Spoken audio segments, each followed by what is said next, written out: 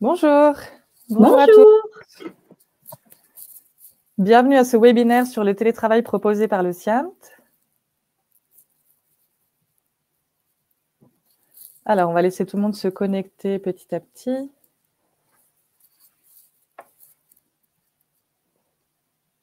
Je vais peut-être commencer par me présenter pendant que tout le monde arrive. Donc, je suis Noémie Beau, je suis ergonome au SIAMT. En tant qu'ergonome, donc mon activité consiste à faire des études de poste pour le maintien en emploi de salariés qui rencontreraient des difficultés dans leur activité par rapport à leur état de santé, et également à animer des sensibilisations ou des événements tels que le webinaire d'aujourd'hui sur différents thèmes, que ce soit en intra-entreprise ou en inter-entreprise, sur le travail sur écran, sur les troubles musculo-squelettiques ou encore sur le télétravail. Alors, j'en profite également pour me présenter. Bettina Level, la directrice juridique du SIAMT. Moi, je serai là aujourd'hui pour vous conseiller, vous accompagner sur les points de vigilance pour mettre en place du télétravail. Je pense qu'on peut y aller, hein, Noémie? Oui. Lançons-nous en route.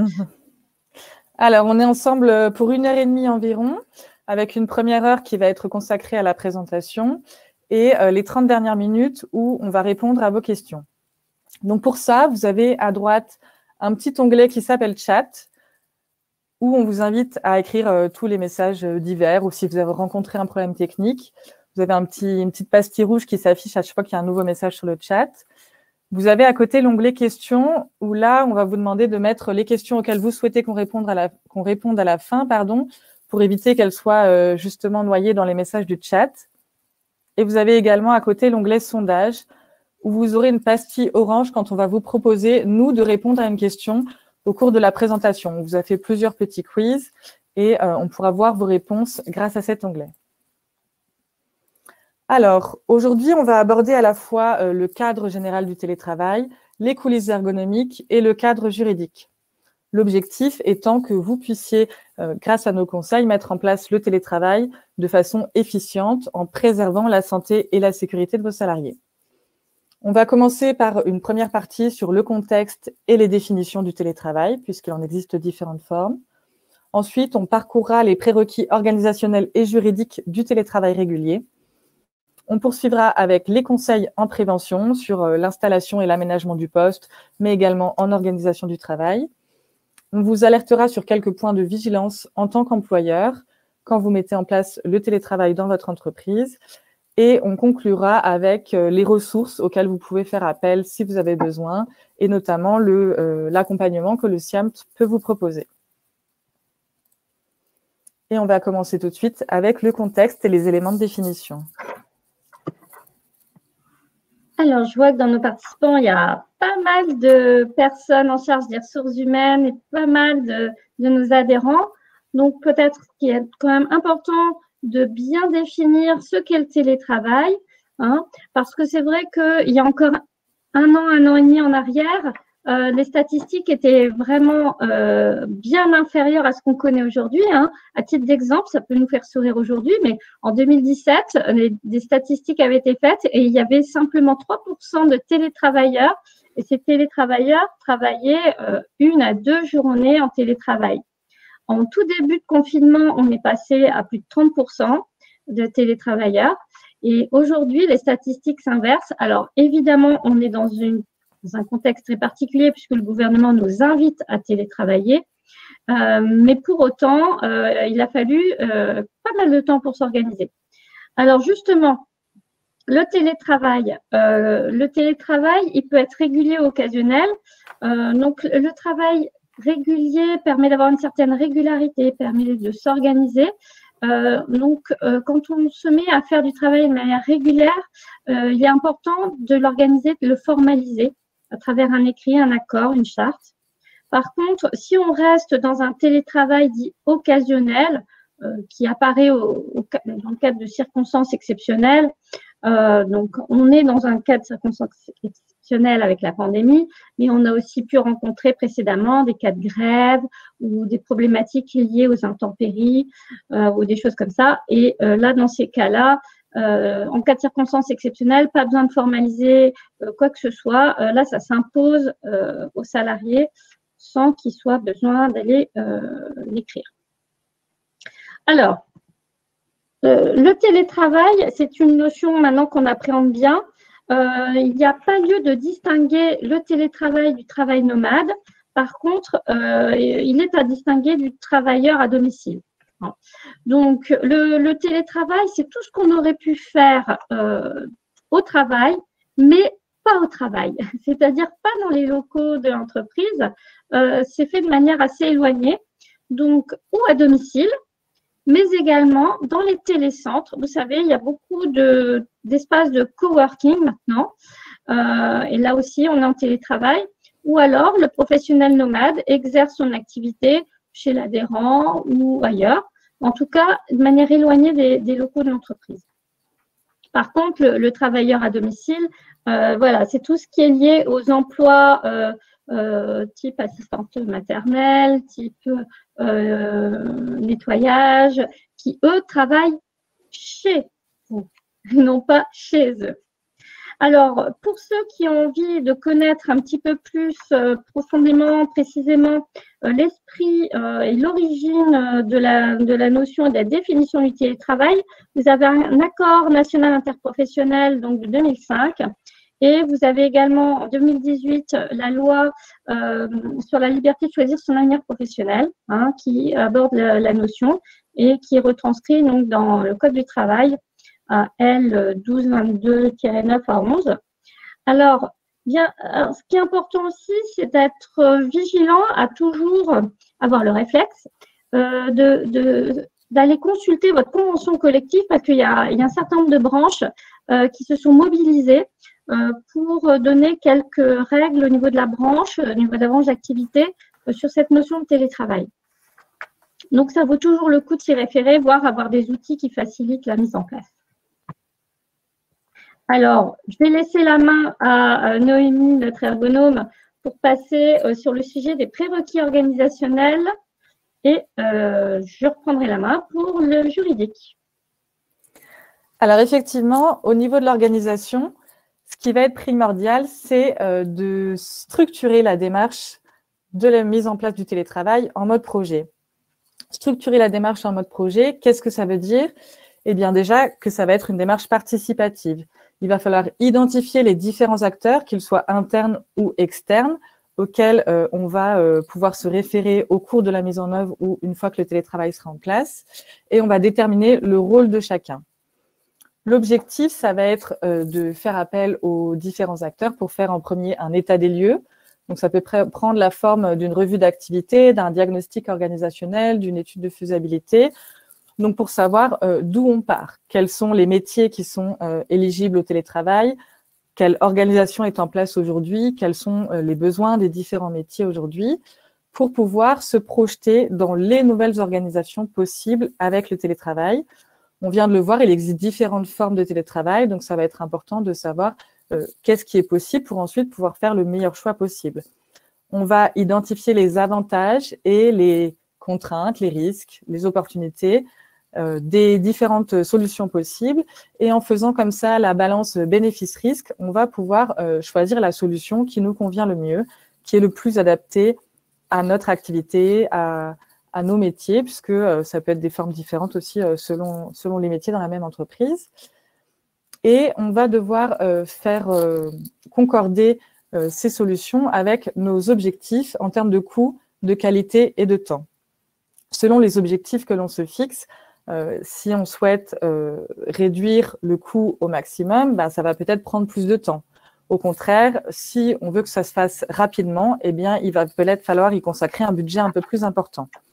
Voilà, ça va être là encore une question de balance qui va nous permettre de déployer le planning de mise en place du télétravail et le délai dans lequel le télétravail va pouvoir être mis en place dans l'entreprise. En parallèle, tout au long de la mise en place, ça va être important de communiquer auprès des salariés sur les décisions qui sont en cours de réflexion et les décisions qui sont prises pour qu'ils puissent se préparer au changement. c'est important d'accompagner le changement puisque la mise en place du télétravail, c'est une transformation de l'organisation du travail, de leur activité quotidienne. Donc, il faut qu'ils sachent ce qui est possible et ce qui va être mis en place. Et c'est également important de mettre en place un plan de formation pour les salariés, pour les nouveaux outils qu'ils vont avoir à utiliser dans le cadre du télétravail, pour le support informatique qui va avoir aussi, lui, une transformation de son activité puisqu'il va gérer les problématiques à distance, alors que c'était peut-être pas le cas aujourd'hui. Une formation pour les managers, pour lesquels aussi, ça va être une nouvelle activité d'animer une équipe et des réunions à distance. Et enfin, on va évaluer et réajuster régulièrement. Tout au long de la démarche, on va voir si les actions mises en place avancent correctement par rapport à ce qu'on avait prévu, par rapport au planning, qu'on respecte les objectifs fixés et qu'on avance dans la bonne direction et dans les délais impartis. Si besoin, réajuster au fur et à mesure et le plus tôt possible pour éviter de risquer l'échec du projet. Voilà, je vais relaisser la parole à Bettina pour la partie du cadre légal. Absolument. Alors, quelques petits points de vigilance pour envisager la mise en place d'un télétravail de manière assez sereine. Alors, il faut savoir que, déjà, la règle de base, c'est qu'on n'a aucune obligation, en tant qu'employeur, de mettre en place du télétravail. Donc, il n'y a aucune condition, il n'y a aucun critère particulier qui permette d'obliger ou d'imposer le choix de mettre en œuvre du télétravail dans une entreprise. Sauf, je dis bien sauf, lorsque on est en période de pandémie, c'est une recommandation. Mais encore une fois, c'est une recommandation sanitaire. Pour autant, il n'y a pas de cadre légal d'un point de vue normatif et d'un point de vue obligatoire.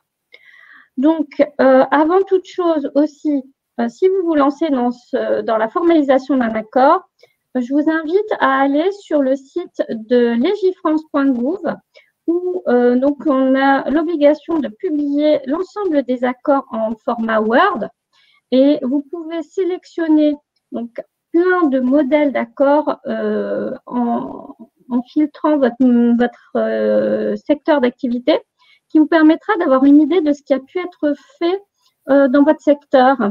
Ça peut vous donner des idées et c'est vrai que le format Word est quand même assez intéressant. Donc, concrètement, la formalisation est un impératif pour mettre en place un télétravail.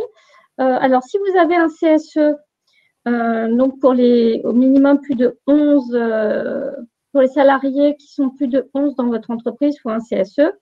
Donc, où vous engagez une discussion visant à faire un accord d'entreprise, si vous arrivez à trouver un accord avec vos partenaires sociaux, ou alors, tout simplement, une charte élaborée unilatéralement par l'employeur, mais qui sera quand même soumise à l'avis du CSE. Alors, si vous êtes moins de 11 salariés dans votre entreprise, vous n'avez donc pas l'obligation de mettre en place un CSE. Dans ce cas-là, vous êtes largement invité à faire un accord entre l'employeur et votre salarié et quand même, il est largement préconisé de faire un accord écrit. Ça permet de dissiper toute ambiguïté ou tout malentendu pour la suite, pour la mise en œuvre de ce télétravail. Alors, dans les points qui paraissent essentiels à ne pas oublier pour la formalisation, on préconise de faire un préambule, c'est-à-dire un petit chapeau qui explique quel est l'esprit dans lequel vous avez décidé de mettre en place cette modalité de travail. Ce qui est important aussi, c'est de se fixer, surtout quand on débute dans le télétravail, c'est de se fixer un délai d'observance. Donc, de ne pas forcément tout de suite faire un accord à durée indéterminée, de commencer par faire une période d'essai sur 2-3 ans ou allez, même 5 ans. Mais il est évident que vous aurez sûrement à revoir les modalités au fur et à mesure, puisque c'est quand même une matière très nouvelle pour le moment. Pour ce qui concerne, deuxième question à se poser, quels sont les métiers dans votre entreprise qui vous paraissent éligibles et les métiers qui ne vous paraissent véritablement pas éligibles?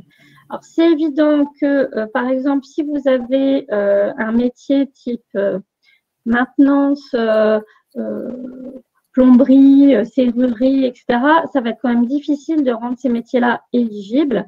Par contre, si vous avez des métiers comme standardiste ou des métiers liés à du secrétariat administratif qui ne nécessitent pas d'accueil, là, il y a un certain nombre de choses que vous pouvez envisager comme étant télétravaillables. Sachant que dans une fonction, il peut y avoir des missions non télétravaillables et d'autres oui, ce qui permet quelque part d'organiser une forme d'alternance entre le travail en entreprise, en présentiel, et le travail qui peut être regroupé sur du télétravail. Donc ça, c'est quand même des réflexions à avoir en interne pour pouvoir déjà faire la part des choses sur les métiers et les missions éligibles. L'étape suivante, c'est de se demander combien de jours sont télétravaillables selon vous pour un bon fonctionnement au sein de l'entreprise. Donc, un nombre de jours pour un temps complet et ne pas oublier de préciser quelle sera la proratisation pour les temps partiels. Souvent, c'est une notion qui est oubliée. Donc, vous pouvez envisager un nombre de jours télétravaillés par semaine, forfaitisé, 1 jour par semaine, 2, 3, 4, 5, ou à l'échelle du mois ou à l'échelle de l'année. Voilà, parce que certaines entreprises sont soumises à une certaine forme de saisonnalité. Donc, il y aura peut-être des périodes de l'année qui sont moins propices au télétravail que d'autres. Quatrième point de vigilance, quand vous avez défini l'intégralité de ces prérequis, prévoyez dans votre accord quelles sont les modalités d'acceptation du salarié, c'est-à-dire prévoir un écrit. Donc, l'avenant au contrat de travail est une solution qui est assez répandue. Voilà, il n'y a pas d'obligation de formaliser en tant que tel un avenant au contrat de travail, mais la plupart prennent ce chemin pour sécuriser. Alors, on a aussi quelques petits points complémentaires qui ne sont pas formellement obligatoires, mais qui permettent de faciliter la bonne vie du télétravail. Donc, de bien définir les plages horaires durant lesquelles l'employeur peut contacter le salarié en télétravail, parce qu'effectivement, le télétravail peut amener à revoir l'aménagement des horaires dans beaucoup de cas, étant donné qu'il y a le temps de transport qui est neutralisé. Ensuite, bizarrement, les statistiques nous l'ont largement démontré, il est important de rappeler le droit à la déconnexion parce que les télétravailleurs peuvent avoir tendance à déborder déraisonnablement de leur créneau horaire de travail. Donc également, très important de se mettre au point dans cet accord quelles sont les modalités de contrôle du temps de travail et de la charge de travail. C'est vrai que on ne travaille pas forcément dans les mêmes conditions et notamment, Noémie vous en parlera, peut-être aussi tout ce qui est lié aux réunions en visio, de ne pas en mettre 8 par exemple le même jour. Il y a peut-être des modalités à définir là-dessus. On abordera aussi quelles sont les modalités d'accès des travailleurs handicapés dans l'organisation du télétravail, puisque un certain nombre d'entre vous ont pu organiser dans les locaux de l'entreprise des aménagements de postes. Ces réflexions-là, quand on aborde le télétravail, sont aussi à prendre en compte pour voir quelles sont les possibilités de transposer ces aménagements au domicile du salarié ou dans les coworking, s'assurer que l'accessibilité est possible. Et alors, ce qui avait fait lors de notre dernier webinaire, la grande majeure partie des questions, d'où l'intérêt de le formaliser, donc de le prévoir dans l'accord, tout ce qui est lié aux conditions de prise en charge financière des frais qui pourraient être liés au télétravail. Alors, d'ores et déjà, précisons qu'il n'y a aucune obligation de la part de l'employeur de participer aux frais liés au télétravail. Néanmoins, l'employeur qui met en place cette modalité de travail doit mettre en mesure les salariés de travailler. Donc, peu importe s'il y a un accord sur le fait d'utiliser notamment les ordinateurs personnels, ça peut être un accord, il n'y a aucune obligation de contrepartie financière, certes, mais si le salarié n'a pas d'ordinateur ou qu'il refuse d'utiliser son ordinateur personnel, l'employeur doit mettre les moyens en œuvre pour que le travail soit réalisable. Bien sûr, les tickets restaurants en télétravail sont maintenus selon les mêmes modalités que lorsque le salarié est en travail présentiel. Alors, je vous ai quand même fait un petit zoom qui est assez intéressant sur les frais liés au télétravail lorsque l'employeur décide de contribuer. Alors, les frais liés au télétravail s'assimilent à des frais professionnels. Alors, il existe deux régimes, vous avez deux options. Le premier est un régime forfaitaire, le second est un régime en frais réels. Alors, dans le régime forfaitaire, le régime qui permet d'être assez clair vis-à-vis de l'URSSAF notamment, c'est que celui qui travaille un jour par semaine peut se voir verser une allocation maximum de 10 € par mois. Si c'est 2 jours par semaine, c'est 20 €, 3 jours, 30 €, bon, 4 jours, 40 €, 5 jours, 50 € maximum. Alors, pourquoi je dis maximum? Parce que si vous dépassez ces allocations forfaitaires mensuelles, vous pouvez, je dirais rien interdit, mais ce sera soumis aux cotisations et aux charges sociales. Donc ça, c'est possible, je dirais, surtout dans les cas de figure où il n'y a pas beaucoup d'engagement de frais. C'est fait pour finalement couvrir les frais électriques, chauffage, abonnement Internet, etc. Alors par contre, si les frais liés au télétravail dépassent ces limites, il est possible d'adopter un autre régime qui est le régime frais réels. Donc toujours pour qu'il soit exonéré des charges, il va falloir justifier de la réalité de ces dépenses qui sont supportées par le salarié et dont le salarié devra apporter le justificatif, donc la facture ou les explications nécessaires pour pouvoir apporter un remboursement. Alors, tous les remboursements liés au logement, faut garder en tête que ce sera une proratisation par rapport au nombre de mètres carrés utilisés pour travailler sur le rapport de l'ensemble des mètres carrés de l'habitation. Si j'utilise 10 mètres carrés pour télétravailler sur mes 50 mètres carrés de mon appartement, à ce moment-là, il y aura un rapport de 1 sur 5 sur l'ensemble des frais. Loyer, taxes d'habitation, etc. Sur ce qui concerne les acquisitions de mobilier, bureaux, chaises, ordinateurs, ça c'est simple, c'est un remboursement dans la limite de 50% des frais engagés. Pareil, si vous voulez faire plus, à ce moment-là, ce sera soumis à cotisation sociale. Il peut y avoir aussi un remboursement des frais liés à l'adaptation du local. Ça peut être le cas notamment pour les travailleurs handicapés, mais pas que. Peut-être que le salarié va vouloir une cloison supplémentaire dans une pièce ou je ne sais quoi. Et tout ce qui est frais réels, vous pouvez aussi faire le remboursement des frais de connexion, des ramettes de papier, des cartouches d'encre. Là, c'est en frais réels sur présentation de facture. Alors là, je vous ai fait un résumé synthétique des plus gros points.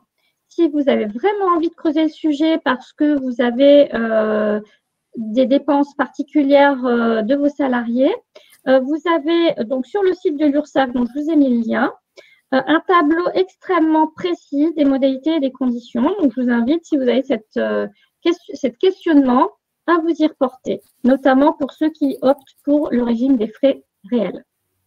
Dernier petit scoop.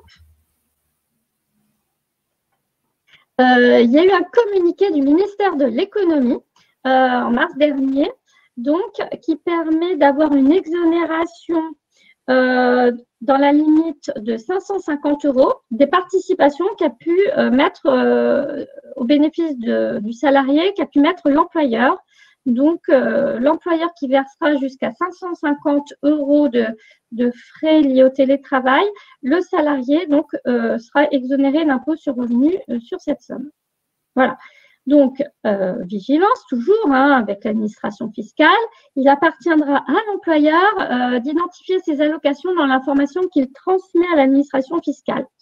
Donc, pour les spécialistes qui sont dans les participants, ça sera dans la DSN. Voilà. Maintenant, je redonne la main à Noémie pour voir si vous avez tout compris. Voilà, j'allais le dire. On va passer au petit quiz et au sondage qu'on vous avait promis. Donc, avec la première question, on revient sur les prérequis organisationnels. La méthodologie est le principal facteur clé de réussite de la mise en place du télétravail. Vrai ou faux? Donc, vous avez le petit onglet sondage où vous pouvez répondre à la question. Voilà, on vous laisse un petit peu de temps pour aller répondre.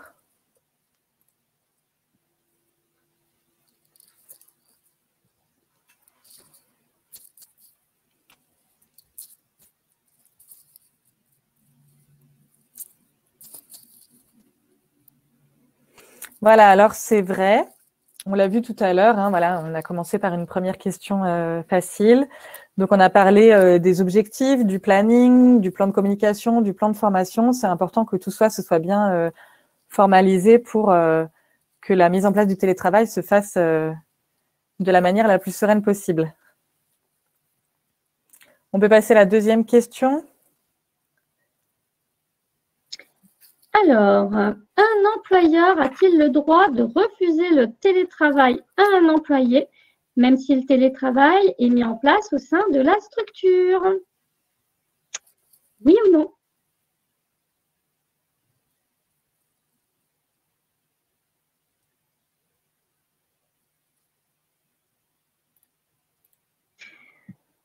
C'était une question piège en période de pandémie. Alors, la majeure partie de ceux qui ont répondu non. Eh bien, si. L'employeur a le droit de refuser le télétravail à un employé. Il n'y a pas de droit. Donc, l'employeur garde toujours la main. Il faut l'accord des deux, en réalité. Il faut que ce soit l'accord de l'employeur et du salarié.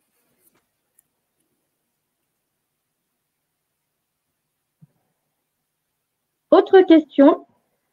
Le refus d'accepter un poste de télétravailleur est-il un motif de rupture du contrat?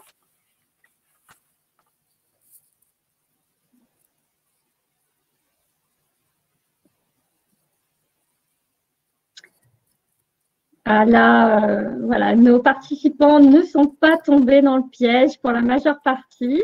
Effectivement, non, ce n'est pas un motif de rupture, le fait de refuser un poste de télétravailleur.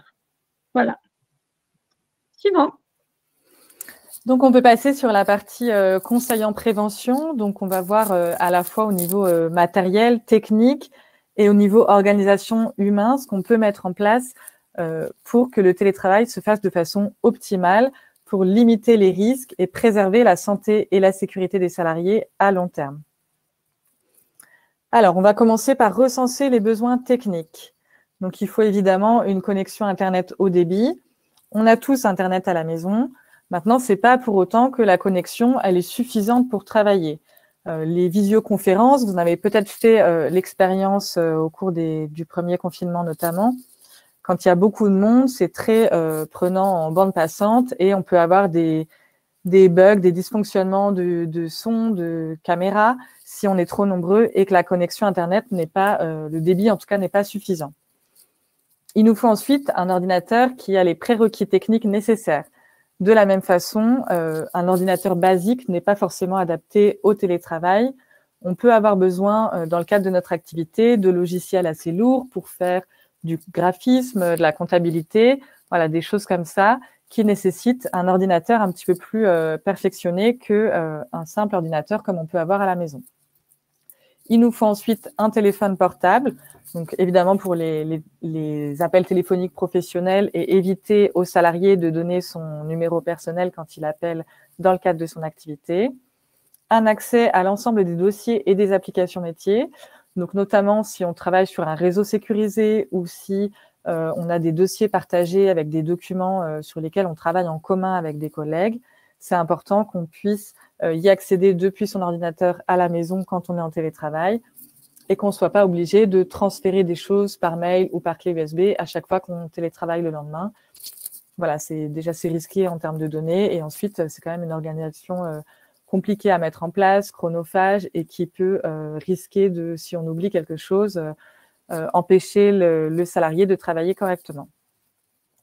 Et enfin, au niveau matériel, on va également avoir besoin d'un micro-casque ou d'un kit main libre. Le kit main libre, ça va être si on a des appels brefs, peu fréquents, voilà, les appels classiques que peuvent avoir tous les salariés dans le cadre de leur activité si elle est télétravaillable. Et le micro-casque, en revanche, ça va être pour les salariés dont l'activité, vraiment le cœur de l'activité, sont les appels téléphoniques ou qu'ils passent de nombreuses heures en réunion avec des appels longs, fréquents. Voilà, ça va être à la fois pour ne pas avoir à maintenir le téléphone avec la main et donc créer des tensions au niveau des articulations, des cervicales, des épaules, et à la fois pour pouvoir libérer les mains, utiliser l'ordinateur ou prendre des notes pendant qu'on est au téléphone. Et pour le micro-casque, s'isoler également peut-être de l'environnement extérieur et pouvoir se concentrer sur la conversation si c'est des choses qui nécessitent plus de concentration. Outre ce matériel qu'on peut utiliser au bureau en présentiel, en télétravail, on va également avoir besoin d'outils collaboratifs. Donc, il y a des choses qui peuvent être gratuites ou payantes. Voilà, il y a plusieurs outils qui existent dans chaque catégorie. Donc, il va falloir regarder un petit peu ce dont on a besoin pour trouver celui qui nous correspond le plus. Il y a également des outils qui sont plus ou moins utiles selon la fréquence du télétravail, par exemple. Les outils de messagerie instantanée sur ordinateur ou sur smartphone. Donc là, on pense à WhatsApp, à Signal, voilà, des choses qu'on peut utiliser dans la vie privée aussi, qui vont être utiles quand on est très fréquemment en télétravail ou qu'on alterne et qu'on ne peut pas croiser ses collègues régulièrement. Ça va permettre de prendre des nouvelles tous les jours, tous les matins. Ça va remplacer un petit peu les discussions qu'on peut avoir au bureau, en se croisant pendant la pause café, en déjeunant ensemble. Voilà, pour maintenir le lien et le collectif, même si on ne se voit pas pendant une longue période. Ensuite, on a les outils de visioconférence. Donc là, je pense qu'on les a tous utilisés pour notamment ce webinaire ou pour des réunions à distance. On a Teams qui est très connu, il y a également Zoom, mais il y en a d'autres, Jitsi par exemple. Voilà, là encore, on peut trouver l'outil adapté à notre activité selon le nombre de personnes qu'on a besoin d'inviter dans nos réunions. On a des outils de calendrier partagé. Là, ça peut permettre de partager aux collègues les périodes pendant lesquelles on est en télétravail et les périodes pendant lesquelles on est en présentiel. Si également on adapte ses horaires quand on est en télétravail, donc ça a pu être le cas pendant le confinement par exemple, où des parents ont adapté leurs horaires pour pouvoir garder leurs enfants. Ils travaillaient peut-être plus tôt le matin ou plus tôt l'après-midi et le soir. Donc là, on peut savoir quand la personne est disponible, si on a besoin de joindre quelqu'un ou si on veut trouver un créneau de réunion commun à toute l'équipe. On a des outils de gestion de projet, donc il y a Trello par exemple, où là, si on travaille ensemble à plusieurs sur un même projet, on peut lister toutes les tâches à faire.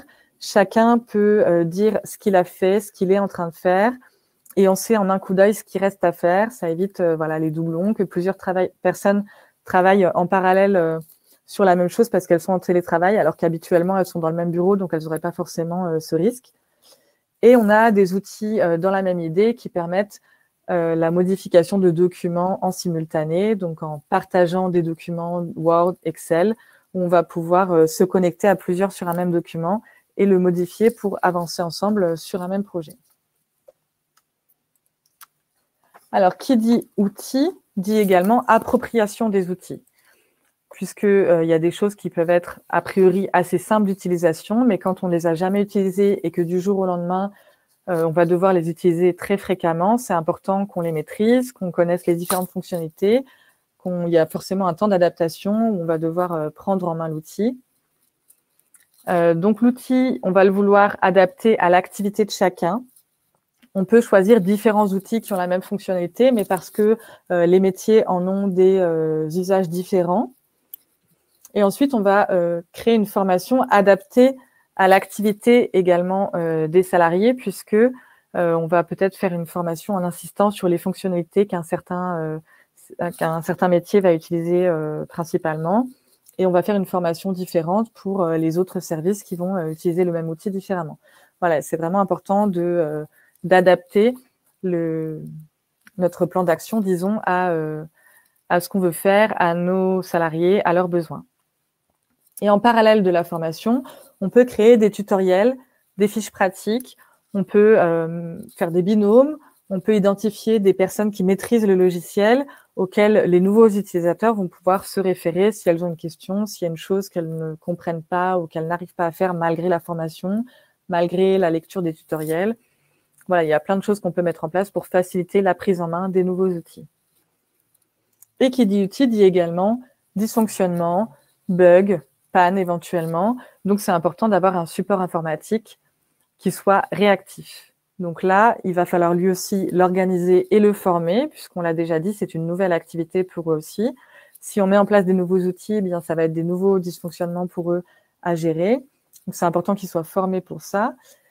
Et peut-être renforcer au moins au début de la mise en place du télétravail, puisque c'est là où on va avoir le plus de besoins, renforcer l'équipe pour qu'ils puissent réagir rapidement, répondre rapidement aux salariés, ou au moins leur dire que la demande a été prise en compte et qu'on puisse revenir vers eux rapidement, puisqu'ils ne vont pas pouvoir trouver la réponse ailleurs par leurs collègues, par leurs managers qu'ils vont croiser dans les bureaux s'ils sont en télétravail à domicile. Et on peut également mettre à disposition des livrables comme un guide d'usage du télétravailleur, où on va recenser tous les conseils qu'on peut donner aux salariés pour qu'ils télétravaillent dans les meilleures conditions. Parmi ces conseils, on peut par exemple penser au choix de l'espace de travail. Donc idéalement, on va choisir un espace qui est dédié au télétravail, une pièce isolée si on a un bureau chez soi ou si on a une chambre dans laquelle on peut faire un coin bureau avec un plan de travail. Ce n'est pas toujours possible, mais c'est important de privilégier si on le peut pour être dans un espace calme. On va également choisir un espace lumineux pour ne pas être, disons, risqué d'augmenter la fatigue visuelle avec la luminosité de l'écran. On essaie de limiter autant que possible la différence de luminosité entre l'écran et l'environnement extérieur. On va choisir une table ou un plan de travail droit, idéalement. Voilà, on évite tout ce qui est canapé, lit, table haute, tabouret.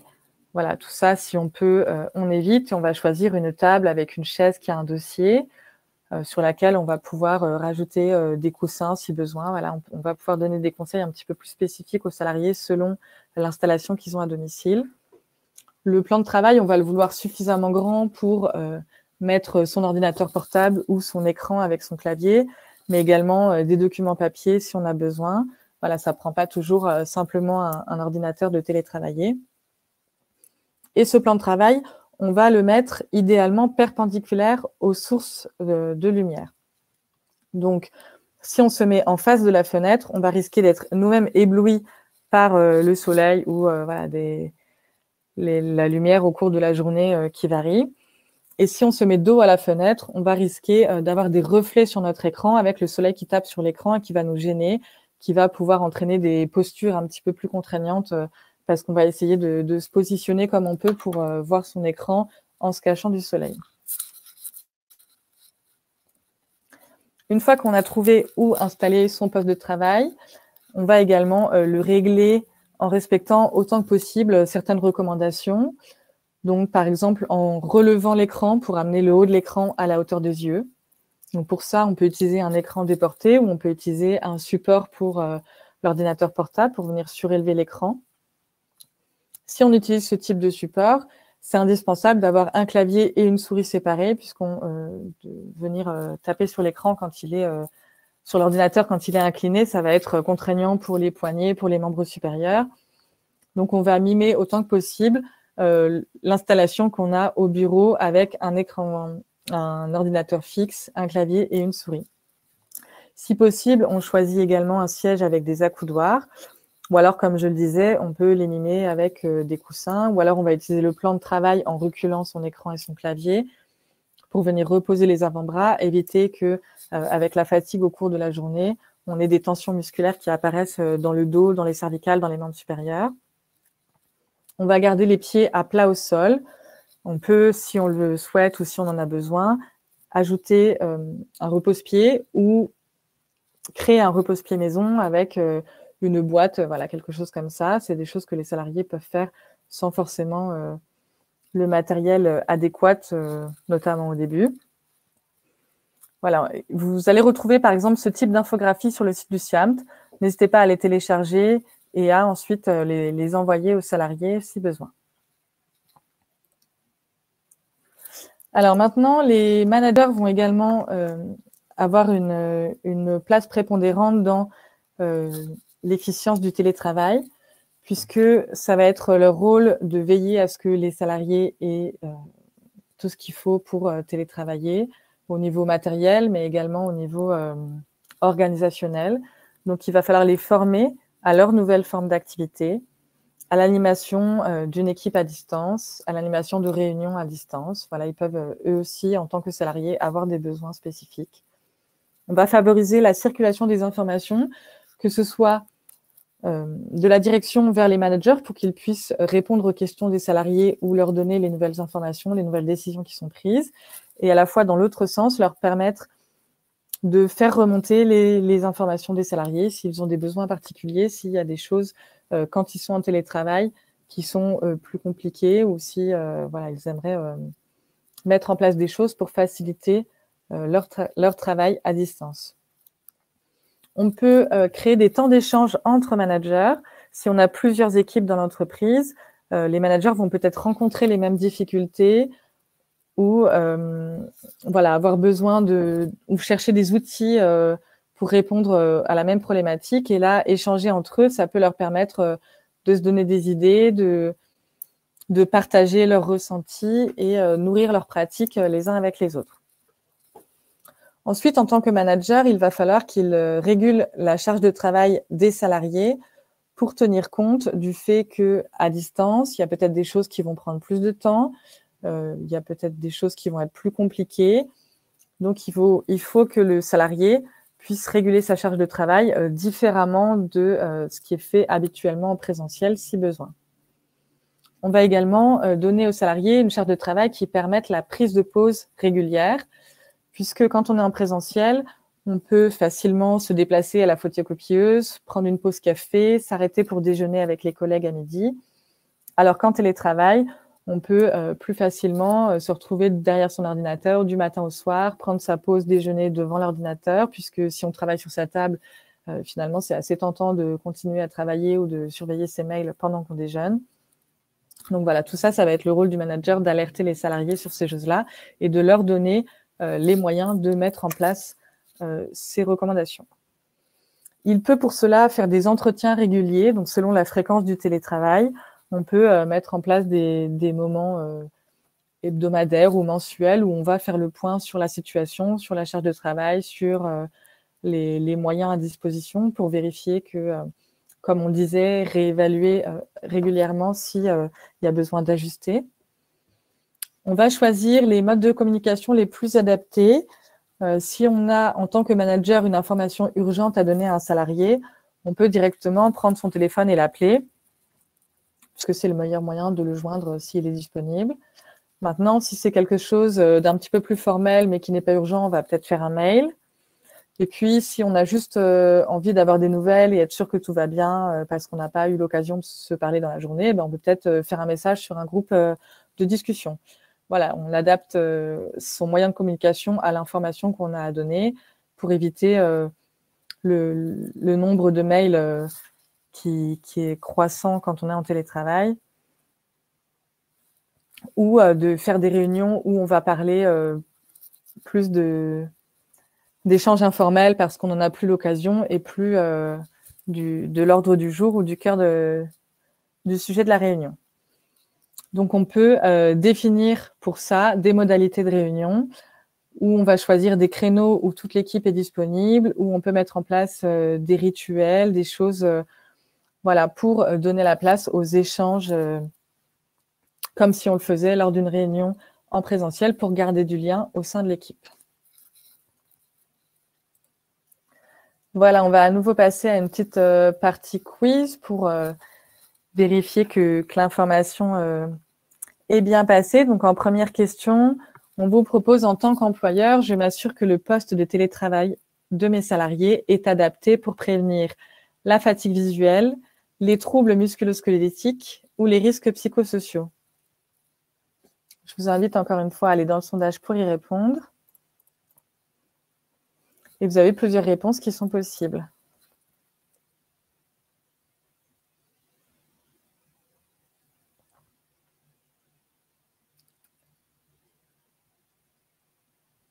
On a à peu près le même nombre de réponses pour toutes les propositions.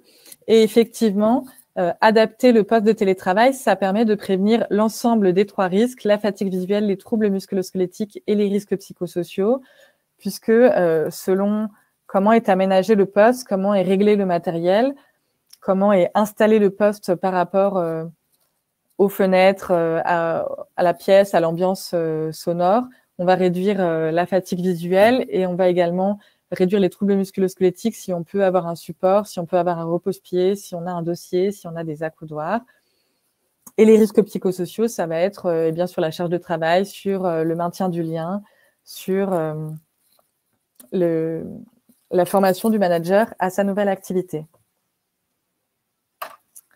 Alors, deuxième question, comment puis-je accompagner mes équipes dans l'appropriation des outils mis à disposition pour télétravailler? Est-ce que c'est en les formant à l'utilisation, en leur mettant à disposition un guide ou en organisant un soutien informatique?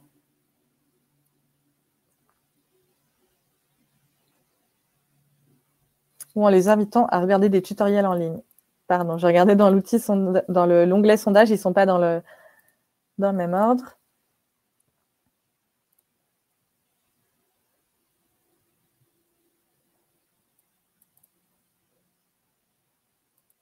Voilà, donc là, il y avait à nouveau plusieurs réponses possibles. Ça va être principalement en les formant à l'utilisation, mais les former à l'utilisation, ça peut aussi vouloir dire leur mettre à disposition un guide. Voilà, on a parlé du guide du télétravailleur. Et ça va également être en organisant un soutien informatique si jamais ils ont des problématiques, si jamais ils ont des questions malgré la formation et les guides. On va éviter les tutoriels en ligne, puisque ce ne sera pas forcément des formations adaptées à leurs besoins, à leur usage, à l'outil précis qu'ils ont à disposition. Et enfin, dernière question, comment puis-je accompagner les managers à animer leur équipe dans ce nouveau mode d'organisation du travail? Est-ce que c'est en les formant? Est-ce que c'est en impulsant et en m'engageant dans une démarche de prévention, en structurant le système de communication de l'entreprise ou en participant aux réunions d'équipe? Voilà, là, ça fonctionne. Vous avez plusieurs choix possibles.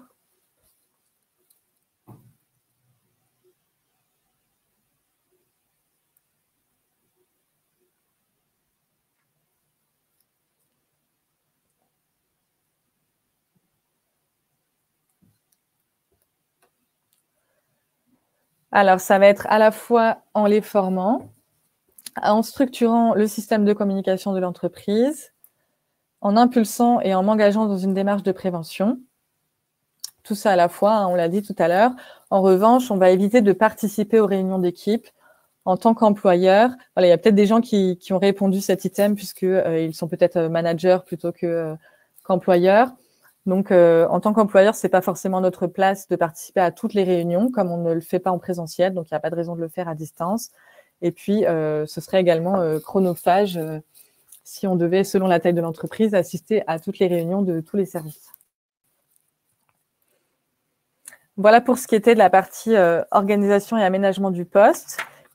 Et puis, Bettina va pouvoir poursuivre avec les petits points de vigilance en tant qu'employeur. Gros sujet. Le télétravail, donc vous avez bien compris, ça s'organise, ça ne s'improvise pas. Alors, principe général, fondamental, toujours à avoir en tête, l'employeur reste responsable de ses obligations vis-à-vis de la santé, de la sécurité donc de ses salariés, même lorsqu'ils sont en télétravail. Le télétravailleur, si on peut retenir cette notion, c'est qu'il a exactement les mêmes droits que le salarié qui qui exécute son travail dans les locaux. Donc, ça veut dire quelques éléments à prendre en considération. Alors, il s'agit de prendre toutes les mesures de prévention pour la santé des collaborateurs. Donc, ça se traduira déjà dans la mise à jour du règlement intérieur. L'idée, c'est d'intégrer la notion de télétravail comme étant une nouvelle modalité de travail et aussi d'intégrer ce sujet au niveau de votre document unique d'évaluation de vos risques au sein de votre entreprise.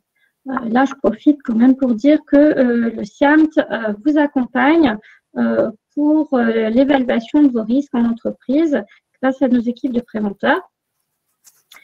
N'oublions pas que même en télétravail, l'employeur prend en charge les accidents du travail et les accidents de trajet.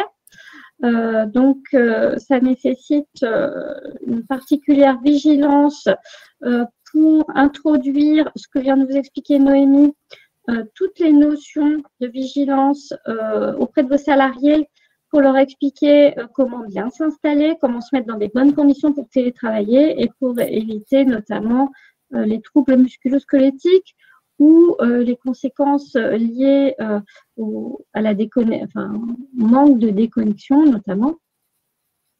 On sait aussi, avec les dernières statistiques, qu'on a un risque accru en termes d'addiction pour les télétravailleurs en tout genre. Les statistiques nous montrent qu'il y a plus de consommation d'alcool, plus de consommation de tabac et autres.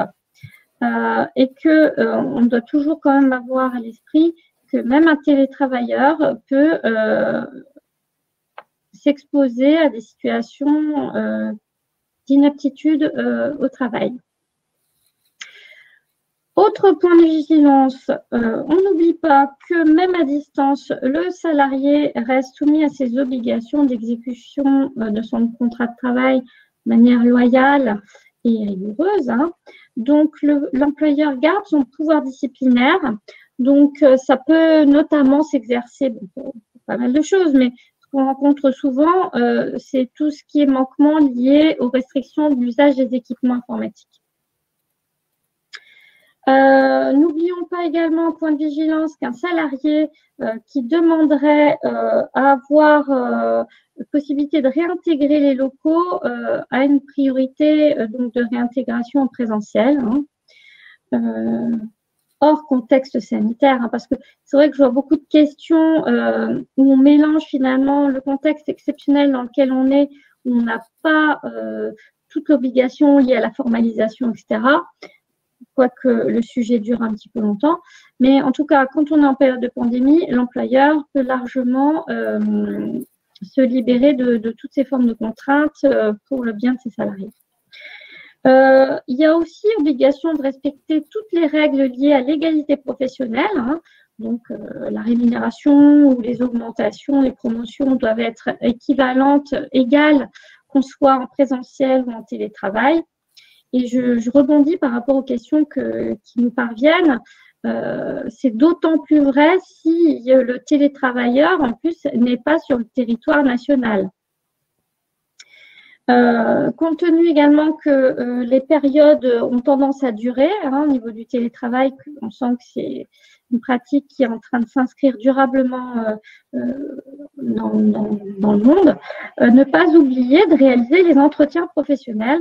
Vous savez que c'est une obligation qui est particulièrement d'actualité puisque au bout de 6 ans depuis la mise en place de la loi, et là on arrive aux 6 ans, les fameux 6 ans, on a eu un petit raccord, un petit rab à cause du confinement, mais au bout de 6 ans maximum, il faut avoir fait un entretien professionnel, sinon il y a une pénalité fiscale qui peut être engagée pour l'entreprise qui est assez conséquente puisque c'est un pourcentage de masse salariale.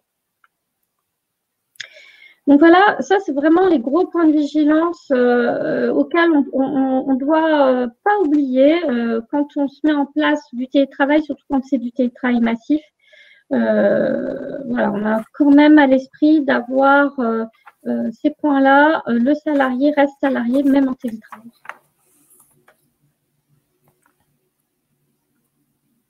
Alors, en conclusion, Noémie va nous faire quelques rappels. Ah non, c'est pas Noémie, c'est moi. Pardon. Alors, on a dit plein de choses pour attirer votre attention et créer d'instinct des situations à régler, à organiser, à formaliser. Alors, quand même, il y a des choses positives dont on peut retirer aujourd'hui du télétravail. Alors, côté employeur comme pour côté salarié. Donc, on a un certain nombre d'enquêtes. Je vous ai mis les sources en dessous si vous voulez un petit peu creuser, mais il est constaté un accroissement de la production et de la productivité, en fonction des secteurs, bien sûr, entre 5 et 30% pour les télétravailleurs. Évidemment, on peut considérer que c'est anecdotique, mais ça finit par être une économie d'échelle, le fait de pouvoir réaliser des économies sur les consommations liées aux locaux et les dépenses courantes. Alors, de plus en plus, ceux qui sont dans les grandes agglomérations, comme à Paris, à Île-de-France, on voit quand même qu'il y a un certain nombre de grands bâtiments qui sont un petit peu désertés. On voit de plus en plus de panneaux alloués, des bureaux. Donc, on voit bien qu'il y a clairement une politique, un grand virage qui a été pris et que ça impacte économiquement en termes d'économie. Il est indéniable aussi que sur le plan de tout ce qui est la qualité de vie au travail, le télétravail s'impose aujourd'hui effectivement comme une arme de sécurité au niveau de la pandémie, mais pas que, puisque je veux dire, il y a un temps qui d'économiser en termes de fatigue, et donc c'est pour ça aussi peut-être qu'il y a plus de productivité, qui apparaît en termes de qualité de vie au travail. Alors, il y a également un impact qui est observé sur la baisse de l'absentéisme pour ceux qui sont en télétravail régulier et une diminution de ce qu'on appelle du turnover, du mouvement de départ, d'entrée-sortie un petit peu du personnel. Donc, finalement, c'est source d'une certaine fidélisation du personnel. Et je dirais, ça me permet de passer au côté salarié, c'est aussi une forme d'attractivité, puisqu'il y a encore quelques temps, dans les annonces pour recruter des emplois, des nouveaux, on ne voyait pas spécifiquement télétravail possible. Or, j'ai envie de dire qu'aujourd'hui, non seulement on voit que c'est apparu de manière assez forte, télétravail possible, mais j'irais même jusqu'à dire qu'aujourd'hui, ça deviendrait même un point faible en termes d'attractivité pour l'entreprise de dire que d'omettre de préciser que le télétravail est un aménagement possible dans cette entreprise. Donc, on sent qu'on est quand même à un moment stratégique de la réflexion sur le télétravail. Alors, évidemment, le salarié, les avantages qu'il peut tirer du télétravail, c'est une économie de temps, notamment ceux liés au transport et du coup à la fatigue que ça peut induire. Surtout en Île-de-France, on sait que c'est un sujet vraiment très fort, puisqu'on a un taux moyen de transport qui est assez élevé. Ensuite, une meilleure équilibre vie privée, vie professionnelle, puisque c'est vrai qu'il y a une certaine de facilité qu'offre le télétravail en termes de gestion de la vie privée et vie professionnelle pour jouer habilement dans son emploi du temps. On a constaté aussi une certaine autonomisation dans la gestion des tâches, puisque le salarié qui est seul face à lui-même en télétravail a une tendance quand même à prendre de l'autonomie et également à avoir une meilleure concentration. Et donc, certainement que ce sont des facteurs favorisant la productivité. Alors, évidemment, le plus gros avantage actuellement, là, on n'a pas d'état d'âme à le rappeler, le plus gros avantage actuel du télétravail, c'est de contribuer à limiter la propagation du virus, bien évidemment. Alors, Noémie.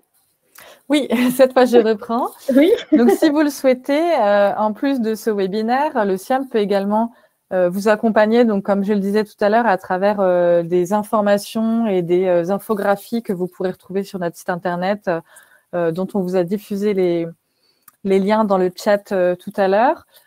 On propose également des sensibilisations sur le télétravail en intra-entreprise, donc là où on va donner des conseils à vos salariés sur comment s'installer à domicile, comment aménager son poste le mieux possible à domicile avec, disons, les moyens du bord. On peut également, si vous le souhaitez, vous pouvez faire part de vos demandes à votre médecin du travail, intervenir dans vos locaux ou en télétravail pour faire du conseil en organisation ou des études de poste pour des salariés en particulier qui rencontreraient des problématiques dans l'aménagement de leur poste de travail ou leur organisation dans leur activité. Et le suivi médical reste possible à distance avec des téléconsultations par les médecins ou par les infirmiers, comme ils peuvent le faire en présentiel.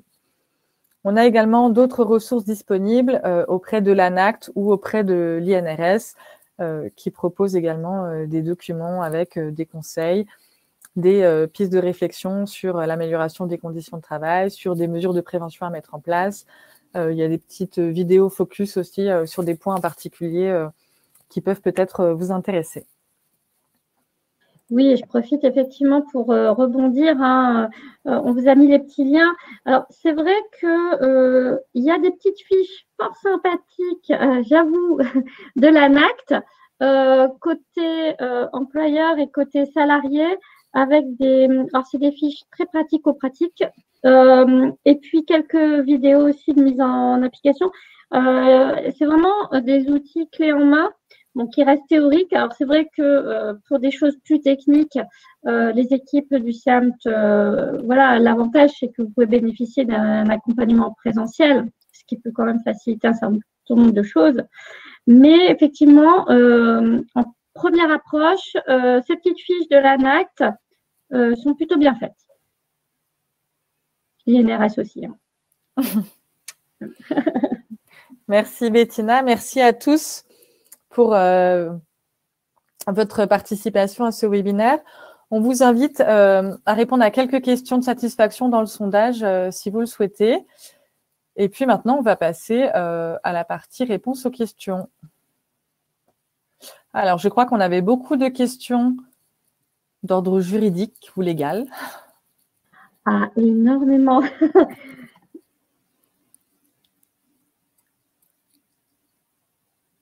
Alors, par quoi on peut commencer? Il y a des questions qui avaient déjà été répondues? Ah oui, mais il y en a tellement. Donc, alors, globalement, on a eu pas mal de questions sur les télétravailleurs à l'étranger. Alors, là, je suis obligée de le contextualiser avec la pandémie.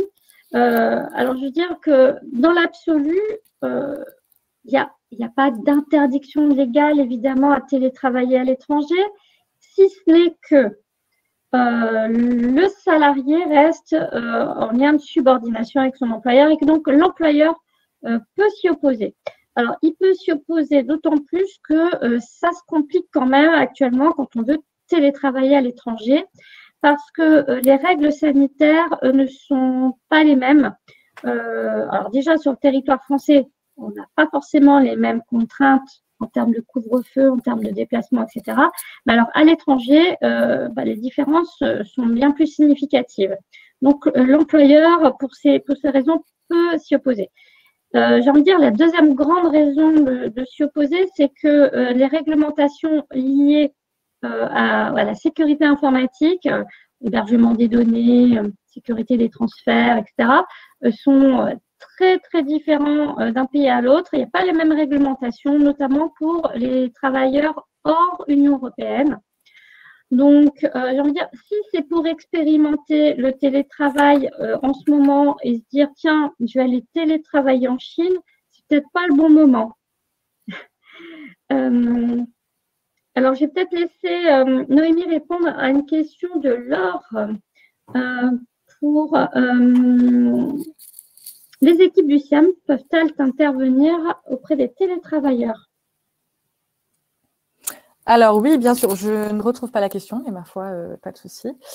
Alors, on peut faire des études de poste. Donc, si vous avez une problématique particulière avec un télétravailleur, vous pouvez en faire part au médecin du travail qui va nous demander d'intervenir Donc, pour faire une étude de poste qu'on peut faire en présentiel, où on va faire revenir le salarié à son poste de travail juste pour faire l'étude de poste. Et puis, on va peut-être pouvoir lui prêter le matériel à domicile.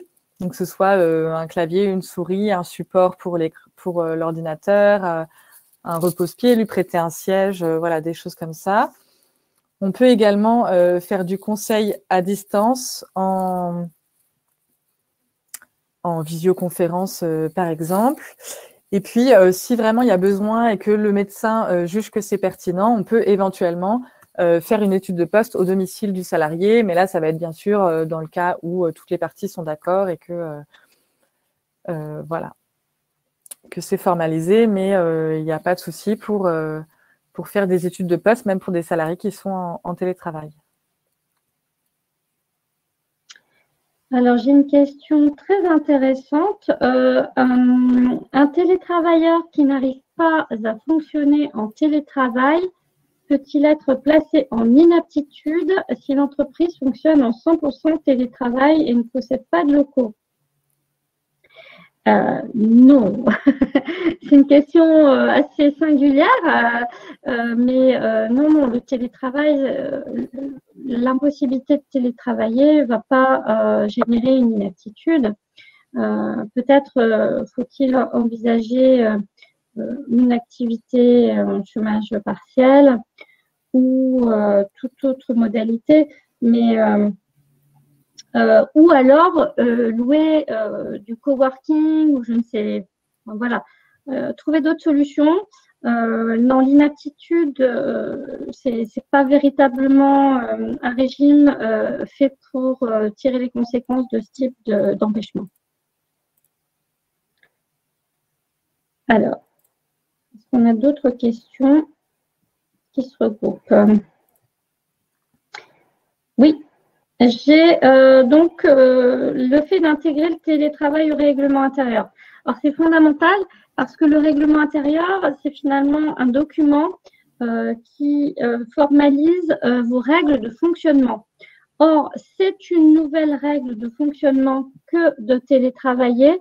Donc, cette modalité doit être prévue au sein de votre règlement intérieur. C'est vraiment un document très important qui structure l'organisation de votre établissement.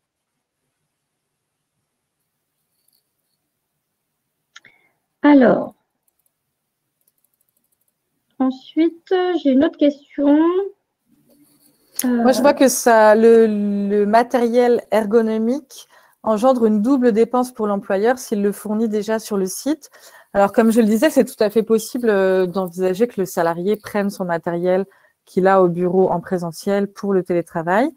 Il y a, par exemple, des supports pour les ordinateurs portables qui sont vraiment repliables et très compacts une fois qu'ils sont repliés. Donc, c'est tout à fait possible d'utiliser le même matériel. Après, c'est également possible, et c'est les conseils qu'on donne dans le cadre des sensibilisations intra-entreprises, de créer des supports pour ordinateur portable ou des porte-documents faits maison, disons, avec une boîte, avec une pile de livres, avec voilà, on peut tout à fait recréer ce type de matériel avec ce qu'on a à la maison.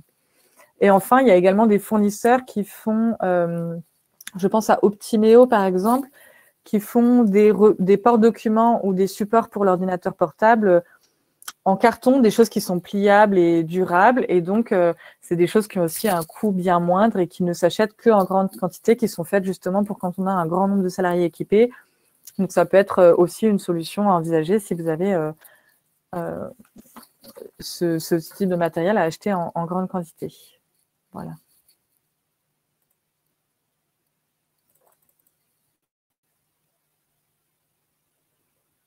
L'employeur a-t-il l'obligation de fournir un siège ou un bureau ergonomique? Non, il n'y a pas d'obligation légale. Ce qu'on vous a proposé aujourd'hui, ce sont des recommandations, des conseils. Maintenant, à moins que le médecin le demande, qu'il y ait voilà, une demande particulière, il n'y a pas d'obligation à fournir un siège ou un bureau.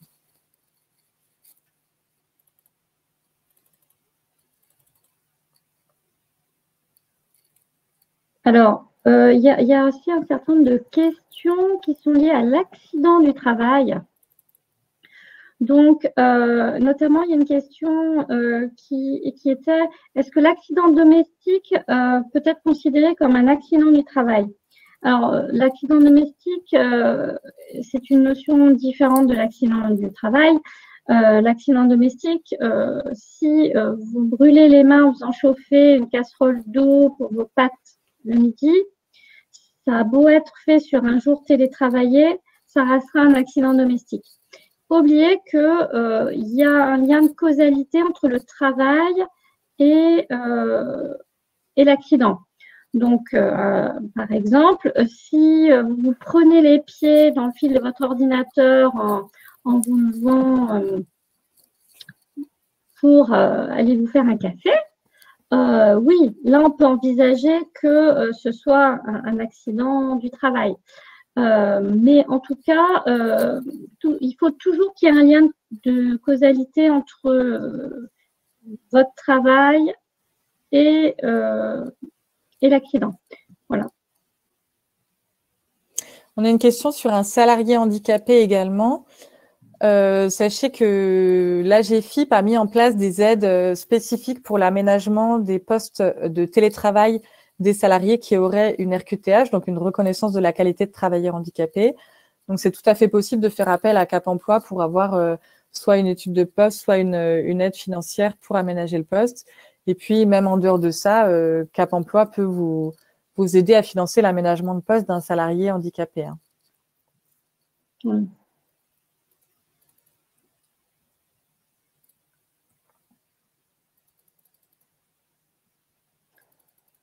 Alors, j'ai une question. Pour un travail hors Union européenne, quelles sont les obligations concernant le régime de santé s'il n'y a pas de réciprocité?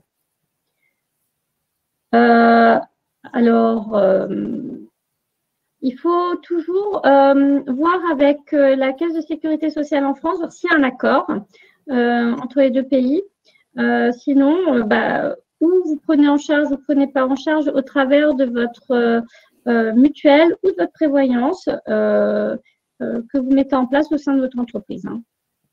Voilà. Concernant la régulation de la charge de travail, quels moyens sans que cela soit considéré comme de la surveillance accrue? Alors, on ne parlait pas du tout d'aller espionner ce que fait le salarié pour savoir si il arrive à faire tout ce qu'on lui avait demandé, contrôler tous ses livrables, voilà, des choses comme ça. Mais on parlait justement de faire des entretiens réguliers entre le manager et le salarié pour lui poser la question de comment il se sent, comment est sa charge de travail actuellement, est-ce qu'il arrive à faire tout ce qu'il avait prévu ou est-ce qu'il considère que sa charge de travail est un petit peu trop importante, est-ce qu'il a besoin d'un petit peu de temps pour prendre en main ses nouveaux outils, est-ce qu'il y a des choses qui lui prennent plus de temps qu'avant ou que prévu. Voilà, c'est plutôt dans ce cadre-là, avec des échanges avec l'encadrant de proximité pour réajuster, si besoin, la charge de travail.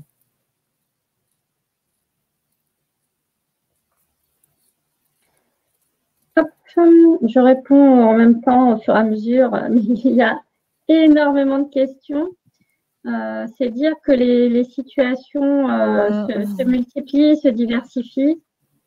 Notamment pour les travailleurs à l'étranger, hein, ce qui est assez étonnant parce que c'est vrai qu'il y a quelques temps, on avait déjà fait ce webinaire et que les questions étaient plutôt centrées sur les frais liés au télétravail.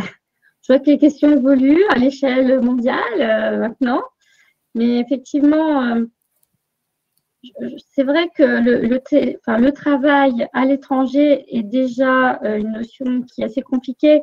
Il faut véritablement se poser pour quasiment chaque pays, surtout quand on est hors UE, hors Union européenne.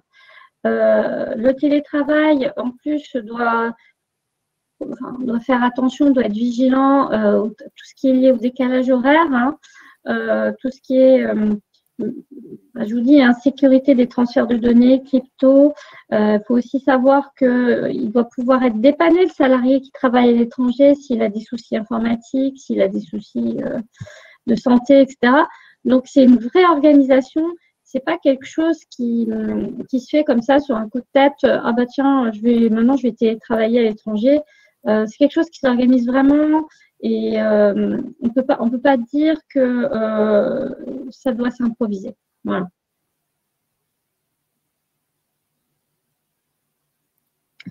Alors, qu'est-ce que nous avons?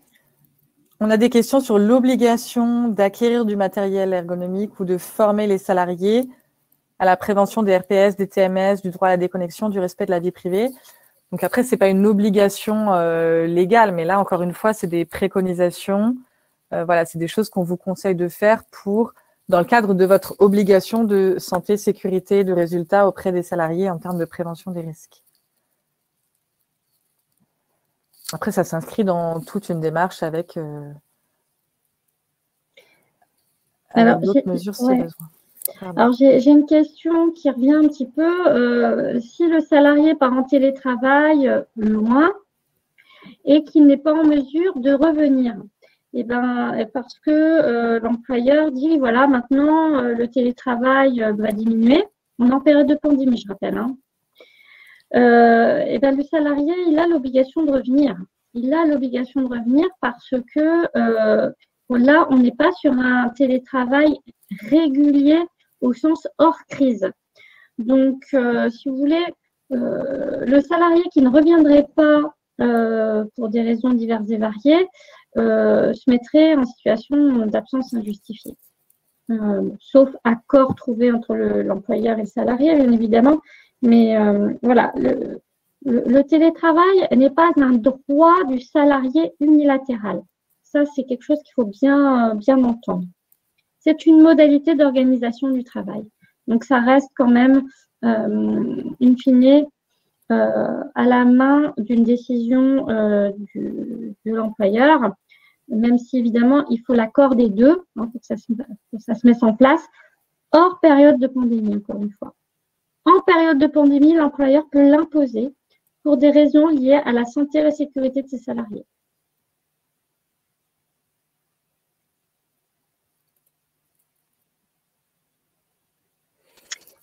On a une question sur le choix de l'espace de télétravail, notamment dans un endroit approprié pour travailler dans un appartement non adapté, avec un espace supplémentaire pour travailler dans une pièce commune.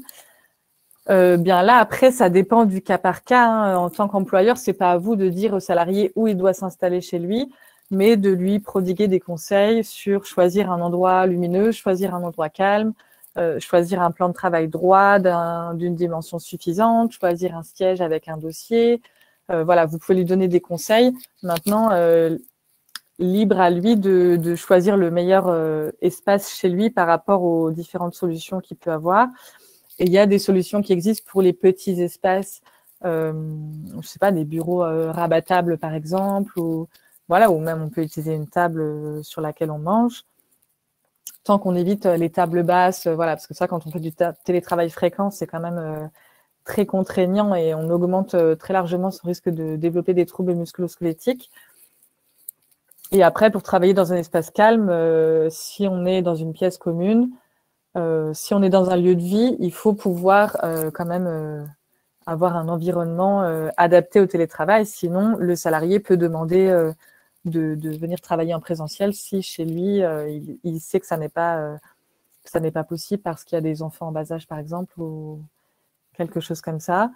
Sinon, si c'est simplement des discussions, il existe, je ne sais pas, peut-être des casques qui permettent de s'isoler du bruit ambiant et de se concentrer. Mais voilà, ça va être à adapter. Ça ne peut pas être utilisé tous les jours, toute la journée. Donc, voilà, il faut choisir une solution adaptée à la problématique en particulier qu'on rencontre.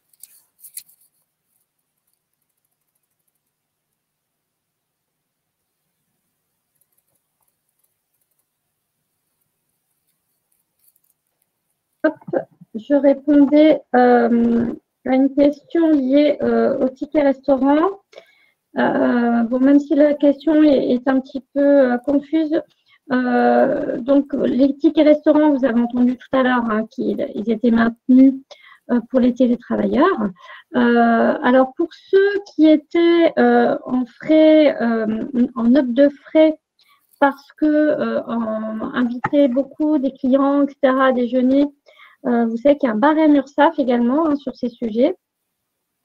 Donc, effectivement, s'il n'y a plus actuellement de rendez-vous client, oui, il va falloir mettre en place ou un régime de panier repas ou un régime de tickets restaurant. Bon, les tickets restaurants, ça reste une modalité relativement simple, d'autant que vous pouvez dématérialiser vos tickets restaurants et donc faire les virements sur un support type carte bancaire qui sont maintenant mis en place par les différents fournisseurs de tickets restaurants.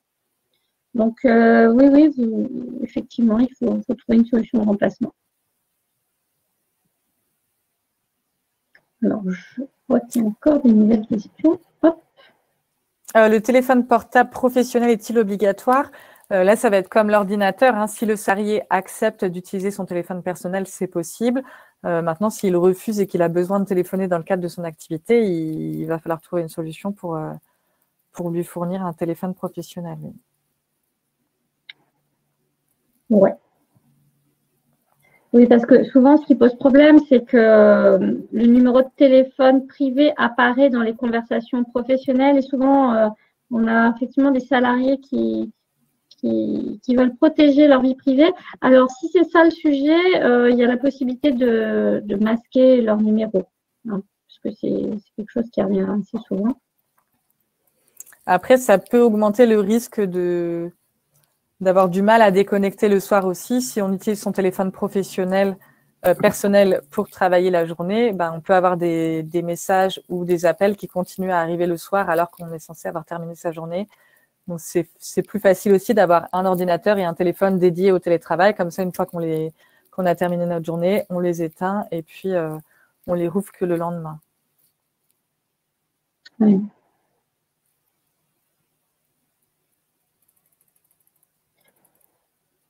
Alors, je vois un petit peu. Alors, est-ce qu'il y a des questions qui ne sont pas redondantes?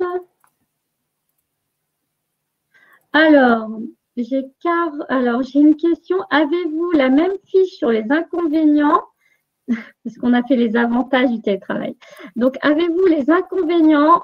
Car toute mon équipe a demandé à revenir sur site pour bien séparer leur vie privée, leur vie professionnelle, et ceci malgré le plus gros inconvénient, transport et virus. Alors, les inconvénients, c'est les risques qu'on a évoqués, hein, l'hyperconnexion, l'isolement, la difficulté de garder le lien au sein de l'équipe, du collectif. Oui. Voilà, c'est des choses que des salariés peuvent avoir plus de mal à vivre, ou alors une mauvaise installation à domicile aussi, qui explique qu'ils préfèrent venir travailler en présentiel malgré des temps de transport. Alors, encore une fois, si l'employeur impose le télétravail, le salarié ne va pas pouvoir s'y opposer en période de pandémie, toujours pour les questions liées à santé et sécurité.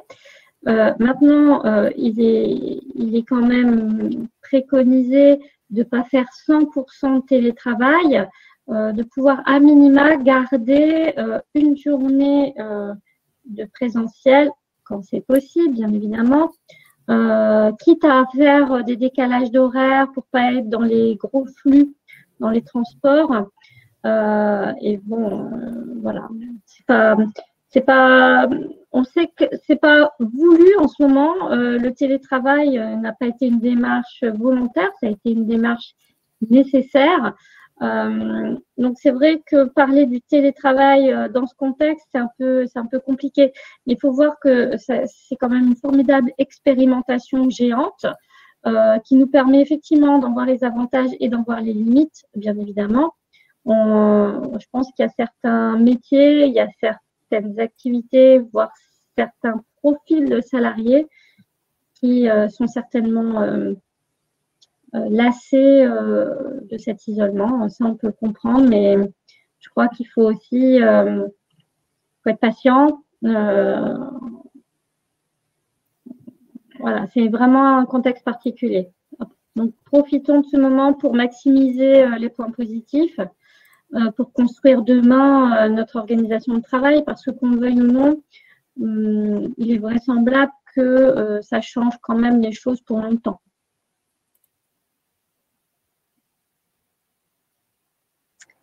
Alors, je regarde si nous avons encore des nouvelles questions. Il y en a énormément. Hein. J'essaie de regrouper les thématiques.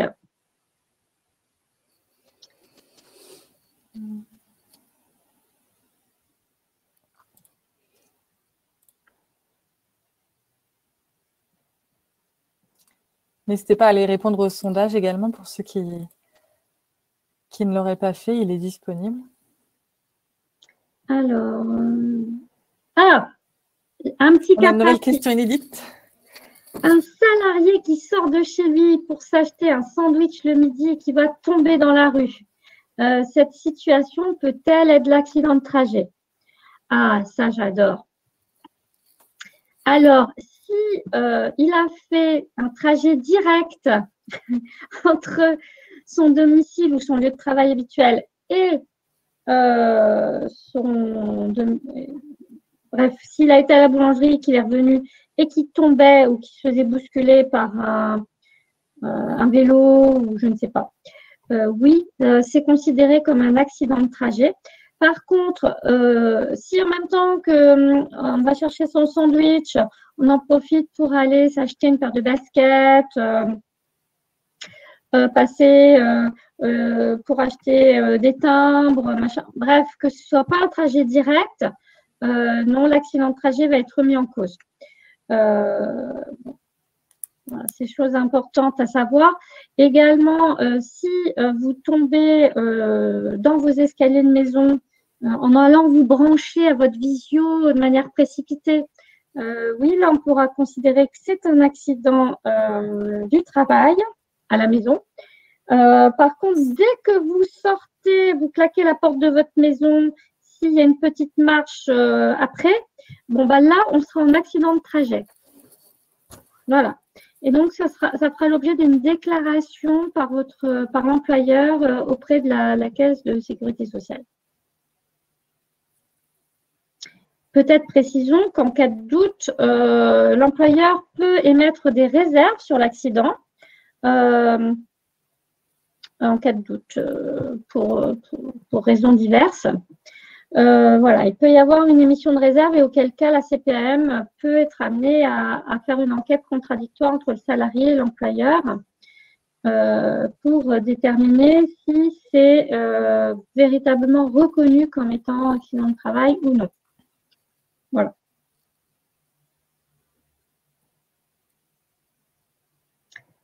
Alors, je regarde, il nous reste 3 minutes, donc on va essayer de maximiser.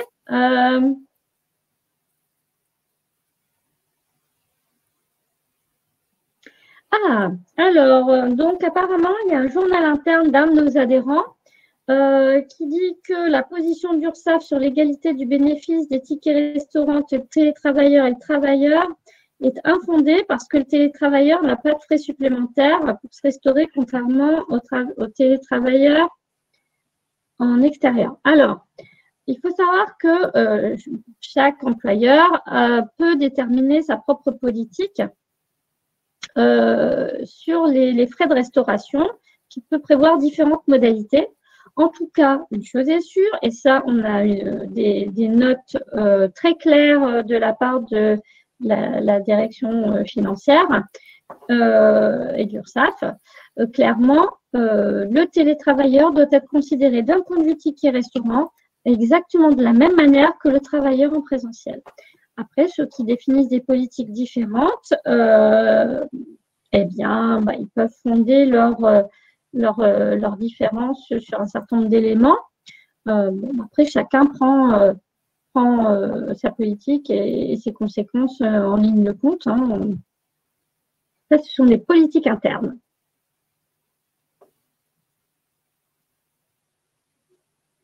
Alors, comme je vois qu'il reste encore un petit peu de temps,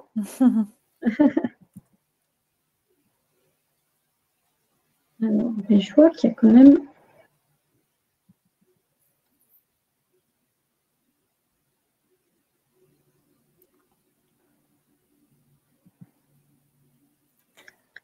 Alors, il y a eu beaucoup de questions sur les avenants, pas avenants, etc. Alors, ce n'est pas une modalité obligatoire de mettre en place un avenant au contrat de travail, mais ça reste une préconisation. Pourquoi?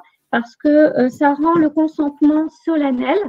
Ça rend le consentement solennel, c'est-à-dire le consentement de l'employeur et le consentement du salarié. Quand on formalise, en général, on précise les modalités et ça ne peut jamais faire de mal. Après, j'ai envie de dire, si ça ne s'appelle pas avenant contrat de travail, mais que simplement il y a un accord écrit, que ce soit un mail avec d'acceptation et de contre-acceptation, ou que ce soit par la mise en place d'un accord collectif, il n'y a aucun souci. Mais le mieux, c'est de rester quand même en… L'accord collectif s'impose, il n'y a pas de souci, mais il paraît quand même assez intéressant de formaliser en tête-à-tête, entre guillemets. Clarification des choses. D'autant que c'est surtout lorsque le refus de l'un ou de l'autre va apparaître que ça paraît favorisant pour éviter des conflits inutiles. Voilà. Quand c'est écrit, c'est prévu.